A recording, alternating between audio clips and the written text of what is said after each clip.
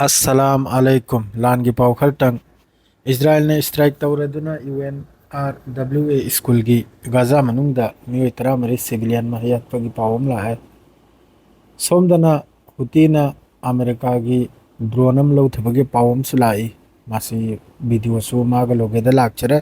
video दई WhatsApp share तौजरके मयामदा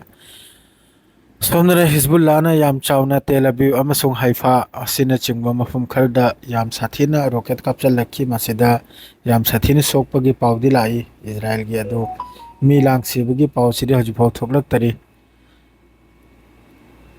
Hezbollah की Naeem कासिमिना TV channel अमखक्ता माना स्टेटमेंट मचा अमखक पीजै जब तक इजराइल की तरफ तक लान से लेप्त्रि फावबा मखोइसु लान से तौब लेप्लोय हाइना अहानबदा हजिक सेसफायर की वासी इजराइल ना हौदोरकपा तानी अदुगा सेसफायर से तौरगा मखोइसु लान से लेपकने हाइना मासी मखोइ की तरफ तक हिजबुल्लाह की तरफ तक स्टेटमेंट अम लाई अदो महाकना टीवी चैनल दगिनी महाकना जसा स्टेटमेंट थो लैसे करेगा हबदी अतै अतै दे थोलकपा तारगदी ट्रैक तौखिने हाइबा वाफम अम लैरदुना अदुना महाक से टीवी चैनल दगी अदुम स्टेटमेंट से मा पीजरई अदरैदी सोमदना इजराइल की गैलन गैलन लौथोकिपसी इजराइल मनुंगदा गैलन गलोगेदा हजिक प्रोटेस्ट तौरी मखैसे सिदसु आर्मी की मोहय IDF की मियोय खरी यावना प्रोटेस्ट तौ याइना पाव अमसु फंगे अदरे मा लौथोकपगी मरु ओइबा कारण से करिनो हाइबदा महाकना पामदरमसी अथुबदा सेसफायर से तौरगा फादना लैखिबा मियोय मिचम महैसी लौथोकपा हमास की मखुत्तगी अदुनी माना पामदरमसी मादो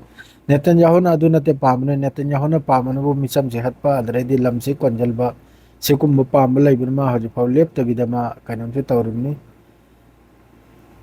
हिजबुल्लाह ने अटैक तौखरेसी इजराइल की यामना साथीरबे यामना कन मरु ओइरबो बेस्तनी मिलिट्री बेस्तनी तौखरेसे ngasi अटैक से असम तौदना हिजबुल्लाह सु लेप्ते अदुई मथक्ता गाजा मनुंगदा अतै अतै अल कासिम अल कुद्दुसना सु अदुम अटैक से तत्तबिदा अदुम हजिफाव तौरी अदरैदी ईरान की मिनिस्टर हम की फॉरेन मिनिस्टर दो हजि पाकिस्तान दा वारी मचा मदुम मखोय सानरी कारिगे दु वारी दुम सिने मखोय की सिक्योरिटी डिफेंस सिक्योरिटी फोर्स अदुगुम की खुचो खुलाय अमा अमा की दमक्तनी मोइन वारे सानरे दो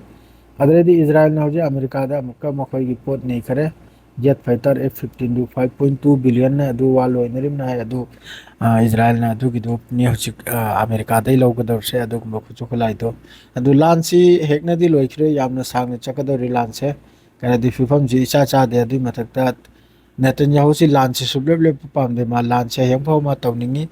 अदु सोमदा हिजबुल्लाह सुरेदी नि लोइमक सुरेदी नि गाजा मनुंग सुरेदी नि जब तक सिसफायर और ठो सिसफायर पुमलेब लेपा नोंग निनी की लान लेपेगा मियो सिन्ना दुसमिया यारो है ना हमास की तरफ तक जो सी पावला थुक चखरे